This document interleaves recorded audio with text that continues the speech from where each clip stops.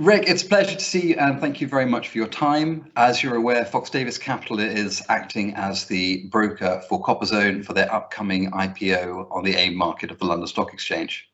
As the former CEO and co-founder of Sprott USA and as a personal shareholder into CopperZone, I was just hoping we could get a couple of minutes for your thoughts on the current outlook for copper as a commodity, particularly with all of the discussion recently around the whole transition to a net zero carbon economy and the interest in the demand for copper around the transition to electric vehicles. And also, if you could just highlight for potential new investors what it is that you personally like about copper generation companies and what it was that you liked about CopperZone's both the assets that they have and the management team, I think would be very informative for anybody potentially looking at the IPO. Well, that's a large order. Let's get started. I've been attracted to copper markets for 40 years.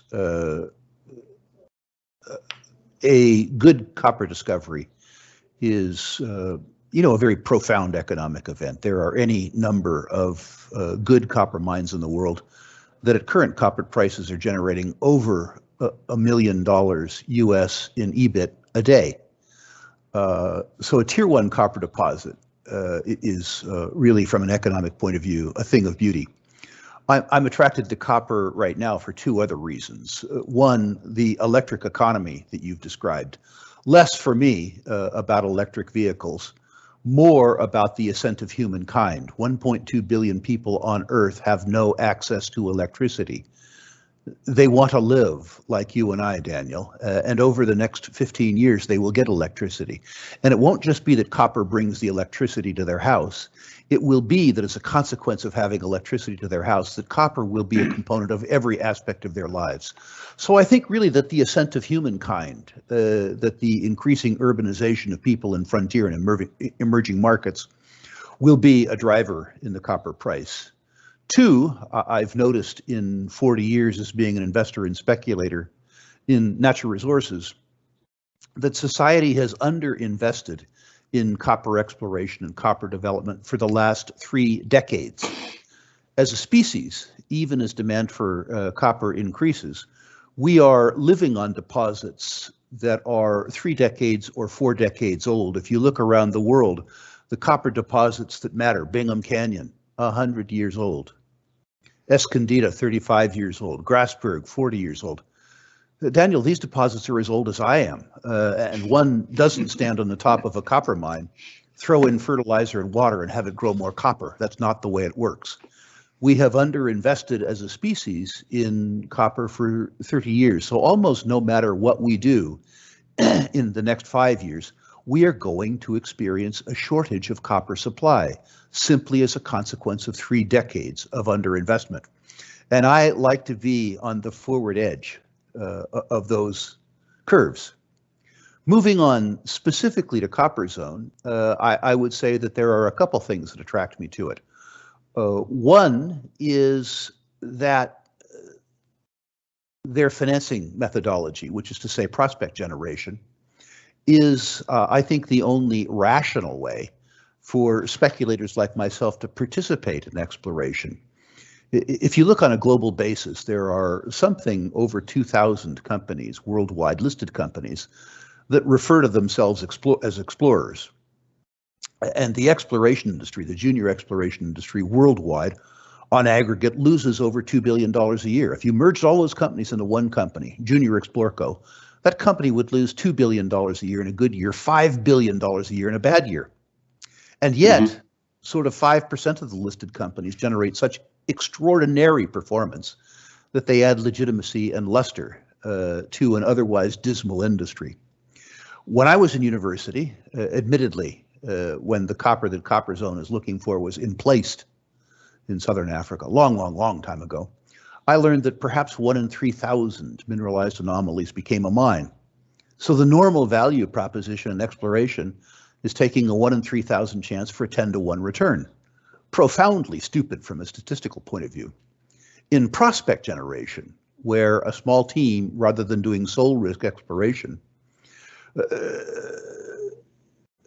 confines themselves to idea generation and idea implementation and farms out the heavy lifting to other people, what I have experienced over 35 years is 70 starts, which is to say I've participated in 70 public prospect generators, and I've now participated in 26 economic deposits, which is to say in an industry where my expectation of success is 1 in 3,000, my experience of success with prospect generators is 1 in 3. That's a couple standard deviations better than an expected result. And what it means is that when I participate in upfront exploration, which I'm extremely fond of doing, whenever I have the opportunity, I participate in upfront exploration through prospect generators. Understanding those companies is very much like understanding technology companies because they're really intellectual property businesses, much like you would see in microelectronics or pharmacology. And properly implemented, as I say, you statistically have the best probability with regards to outcome among prospect generators. Finally, I believe you look for copper in places that are broadly unexplored. Everyone wants to look for copper in countries that they feel more comfortable in, or at least can spell or pronounce.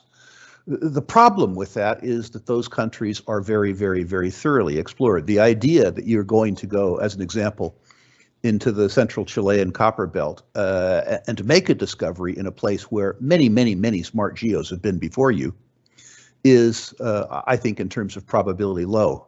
On the other hand, if you're going to go into the great African copper belts, where as a consequence of politics or sociology or simple laziness, no smart geologists have preceded you, the probability of success is high. And so, yes, I'm attracted to copper for the reasons that we've talked about.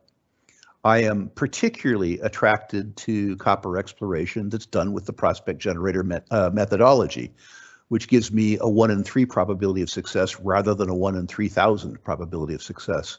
And I'm attracted to the Central African and Southern African copper belts precisely because they've yielded so much to me over the last 3 or 4 decades, and I believe have so much more to yield to me now. Rick, thank you very much. That's very illuminating. I think it's always good for when you get investors wanting to come in, particularly those that may not be as industry specific as you've been in your career. It's a very great benefit to get just some time and some thoughts as to why those people who have been successful have made the choices that they've done. So we very much appreciate your time. We appreciate your support and your ongoing support into the company. And I look forward to catching up with you very shortly, hopefully after a very successful IPO. I look forward to your successful launch. Thank you very much.